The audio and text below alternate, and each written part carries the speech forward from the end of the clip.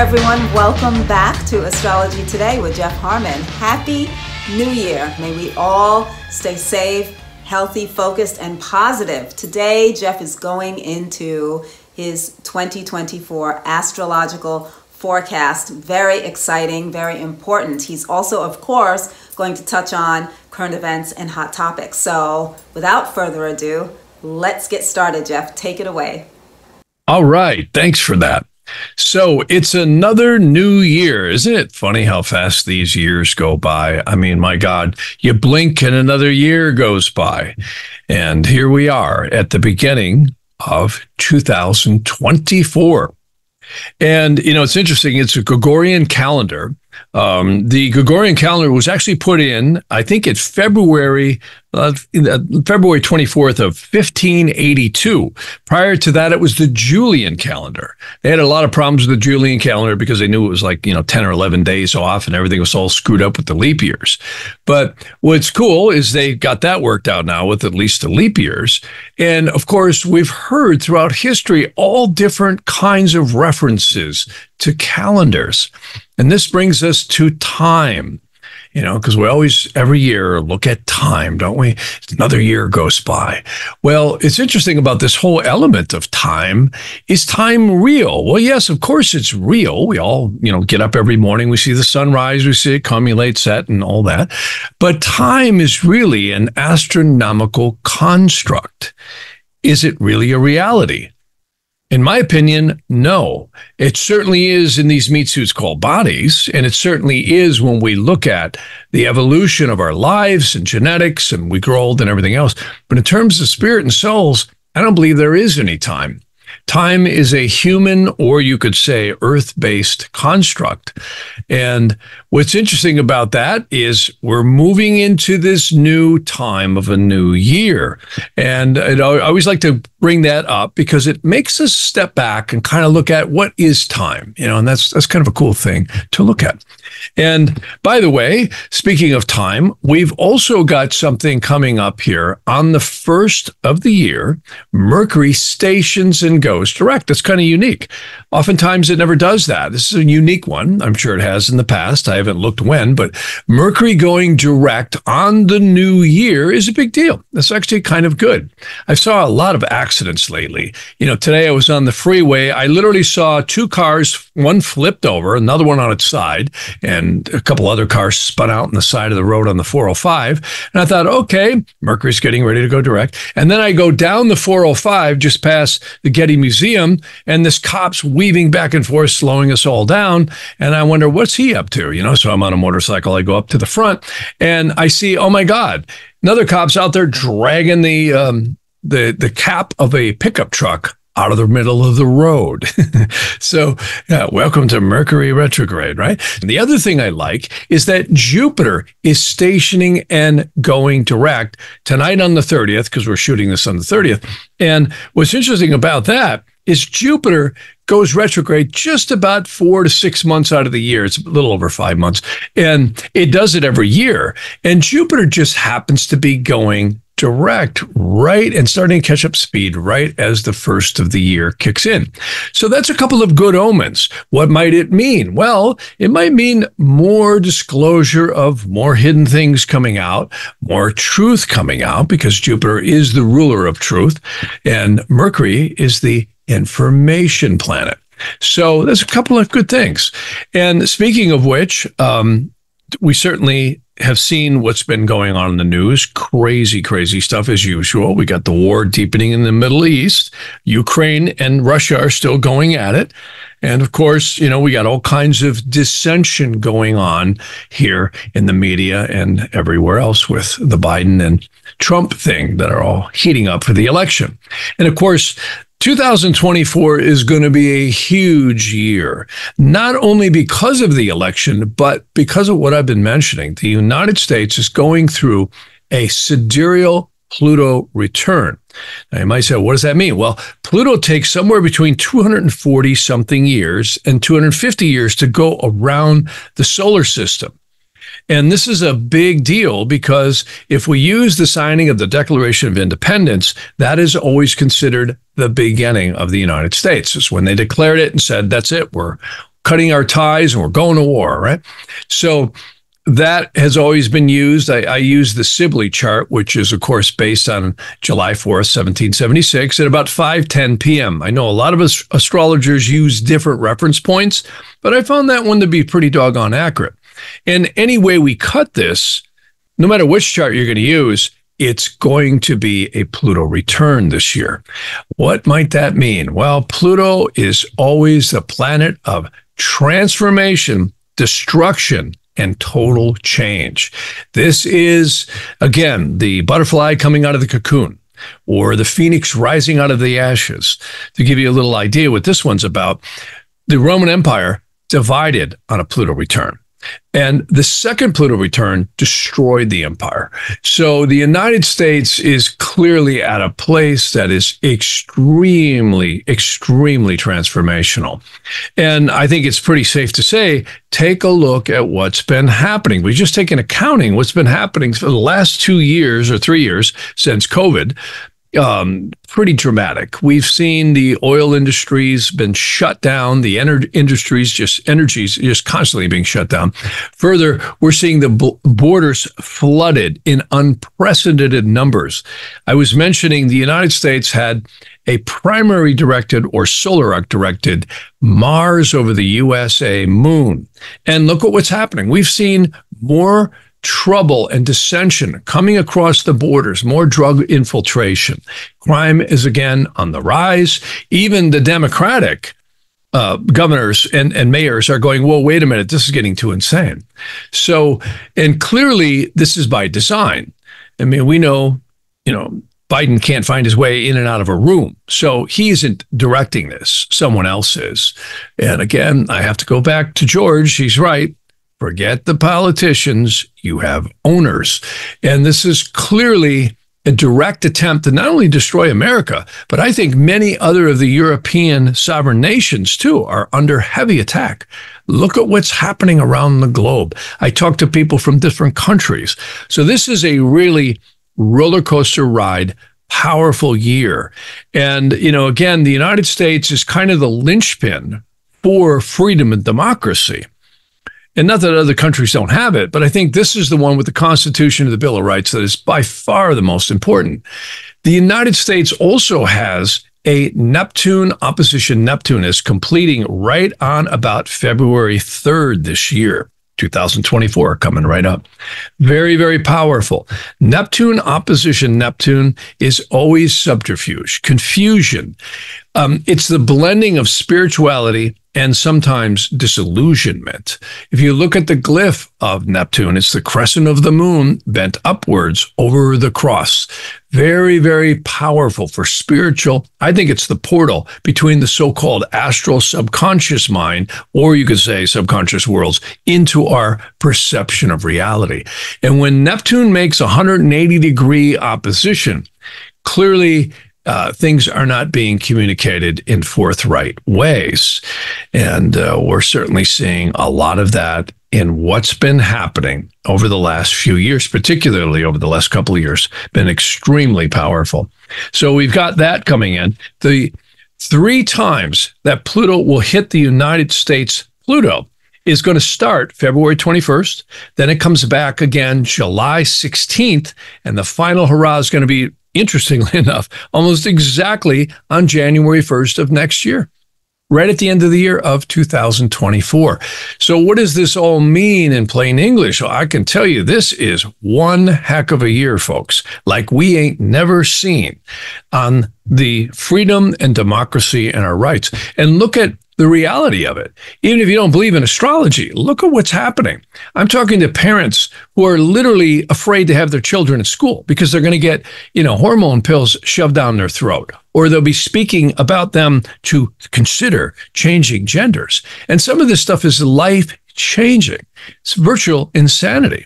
Very, very eerie stuff. And then, like George Washington said, if you want to destroy a country, loot the treasury. Well, haven't they been doing that? They're raising the debt higher and higher and higher. GDP has not kept up with it.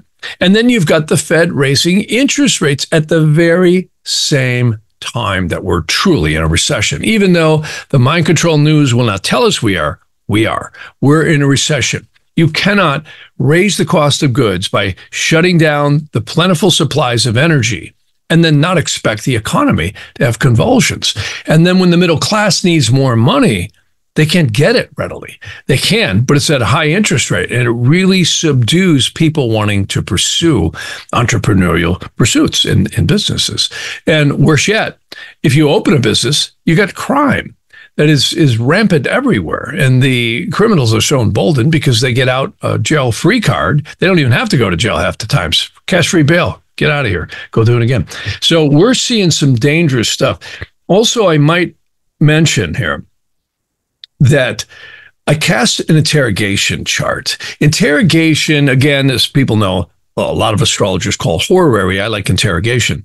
And there's something I did to look at the kind of secret hidden meanings. And I hate to say this because I love to be positive, but it kind of shows more loss and a little bit more bad luck. And I don't think this is by happenstance. I think, again, we have the owners at the top of the pyramid. Again, I've always been saying we've got a war between the globalists and the nationalists. We've got those on one hand that say you're going to own nothing and you're going to be happy about it. We're going to give you your microchips and you're just going to smile. And you got the other ones who want to keep the country. So that also brings me to another topic here. And that is a guy you may have heard of, Mr. Donald Trump. I took a look at his birth chart, and I'll get into this more in later podcasts. He has Uranus transiting his midheaven 3 times this year. You might say, okay, great, Jeff, what does that mean? Well, Uranus is always the planet of eclectic change and out of the blue stuff. And I don't know how much more out of the blue he can get, but it could get even crazier. So Uranus begins to transit his 10th house this June. It comes back again in November. And interestingly enough, it comes back right at the beginning of next year again. So more interesting stuff going on here. Now, people might say, well, good, I hate that guy. And other people say, well, geez, I want him to win, right? Well, here's a little news for the people who like him. I would say he's got a little thing tipping in his favor. And I should also mention the Uranus I just talked about goes around the solar system about every 84 to 86 years. It's not exact, but pretty close. And in terms of a person's birth chart. So Trump will never live to see that again. So this is the first time in his life, because he's not even that old yet. He's in his, mid-70s, late 70s. So literally, this is the first time in Donald Trump's life he's had Uranus transiting his midheaven. Now, people might say, what does the midheaven mean? Well, the midheaven is the 10th house of career. And it's not only career, it's how you comport out to the world, who and what you are and what you do. It's purpose. Well, that kind of sums up what's happening to him. He's thoroughly 100% committed to winning. And people might say, well, will he? Well, here's the interesting thing. Jupiter takes 12 years to go around, and Donald Trump additionally has Jupiter conjuncting his midheaven this May of 2024. Now, that only happens once every 12 years. And we can pretty much say Donald Trump's not going to be running for president 12 years from now. So this is it. This is the final hurrah for this guy. He either makes it or he doesn't make it. The astrology says, even though it looks crazy, he's got a real good shot, because clearly the polls are showing that right now. But the astrology also shows it. Why? Because when Jupiter crosses your midheaven, you're up to bat. This is when things start happening. Jupiter is always the blessings upon the soul. It's not only the largest planet in the solar system. If you look at its glyph, it's the crescent of the moon over the cross, like a divine parabolical dish scooping up the energy and concretizing it into your reality. So, plain English, Donald Trump's got a shot. He's got a more than a good shot.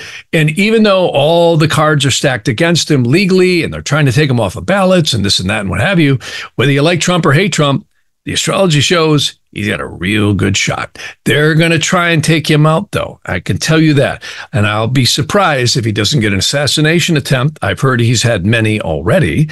They're going to try and stop this man any way they can. They do not want him in the White House.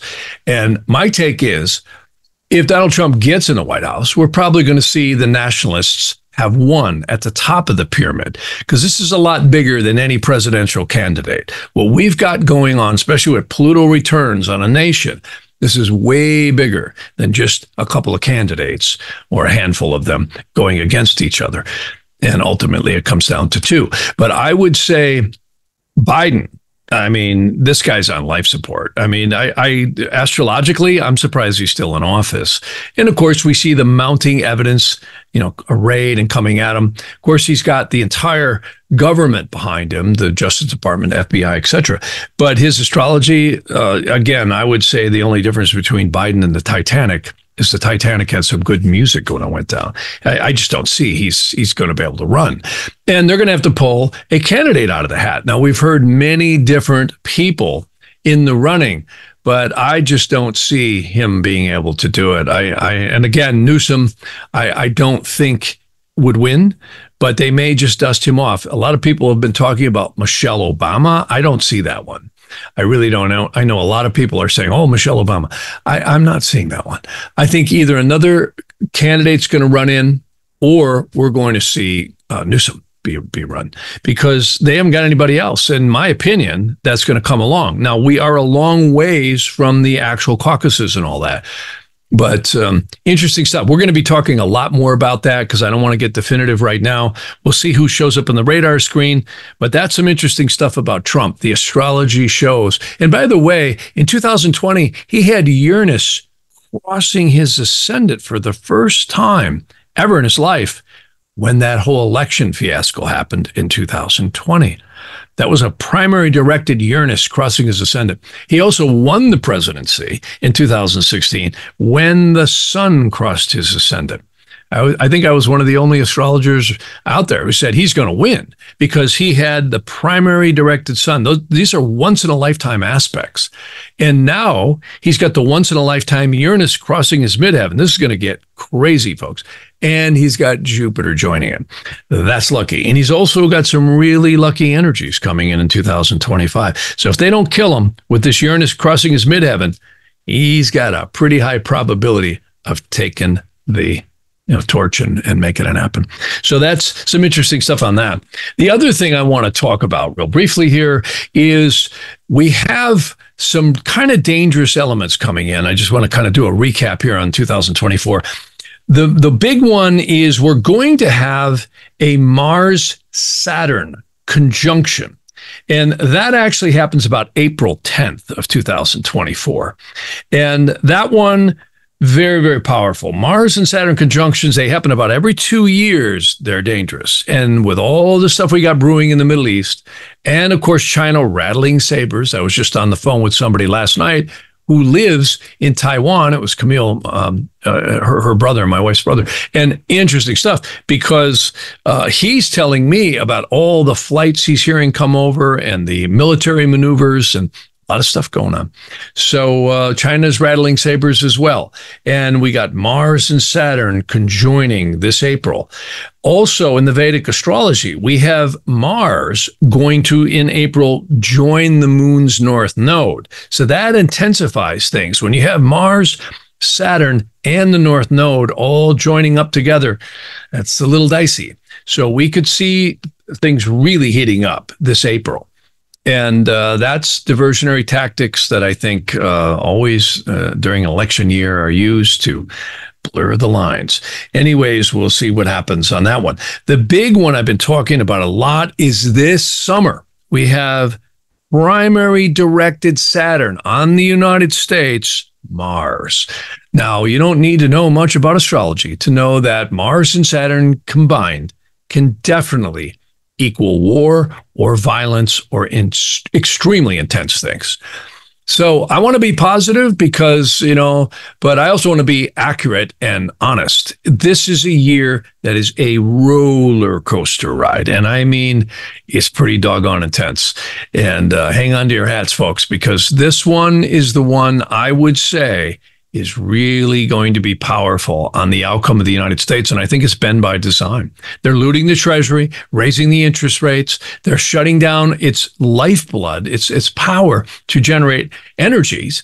And it's killing the middle class. They're flooding the borders, flying people in here, raising, incentives for crimes, actually, by people not having to have any consequences for it, with the no cash bail and, the insanity that's been going on in the major cities. So this is clearly, in my opinion, the make or break, where people are going to really get fed up with all the manipulation that's been going on for parents and children and all this other stuff that's been really at the chopping away at the foundations of the core elements of this democracy, this country. And it's not only in the United States, it's been happening in many places. It's the same MO. And just follow the money. We talked about that on a previous podcast too. So anyways, I would tell you that this is a good year for us all to be strong, and remember, we're spiritual beings having a physical experience. They can kill us physically, but they can't kill us spiritually. And moreover, I think the biggest thing is to stay strong. They're coming at our freedoms in every direction they can. But I also see saving grace. I really do. And I tend to say, when I look at the Nadi astrology, and what Nadi astrology does is it progresses Jupiter, Saturn, Rahu, and Ketu. Those are the eclipse points, the moon's north and south nodes. And when I look at the United States' progressions, it mirrors exactly what I'm seeing. A lot of trouble this year, and loss, and just general challenges. But as we move into 2025, we have this powerful Jupiter trining the United States Mars, and we also have a Jupiter progression that's kicked in that may just be divine intervention. So, and again, that brings me to one last thing I want to mention. Many people have been talking about the increased, sightings of UFOs and UAPs. And I also find that there's clearly more disclosure going on, not so much in an official way, but we're seeing on the news and so many different reports of people who used to work for the government coming out and disclosing that, hey, this is well known, and that our government has been deeply entrenched with these either terrestrial or extraterrestrial, and it may be both. And it seems like there's a very complex amalgam of these things. That's been my experience, that we have literally demonic forces, we have good ones, bad ones, and all kinds of things. I've always said it might be a lot more like Men in Black than we know, and they certainly aren't telling us. And I think that's another divine intervention as well. I've literally heard people in the military say they've been told that if there's ever an all-out, Holocaust, like nuclear war that's about to happen, they will intervene. And again, Minot Air Force Base, the commander literally had said that they were told these very things, and that furthermore, when the circuit boards, were blown out, they had to replace them because these light orbs had come over and taken out the missile guidance systems and the ICBMs and other things too. Some very interesting stories that I've heard over the years, listening to Bill Burns and MUFON and doing different research. I was able to do a lot of research in the past on various events that had happened at military bases, and we were correlating the astrology events to that to see if there was any kind of celestial inner correlation to that. And there, amazingly enough, was. And so this is, I think, something that's going to keep increasing.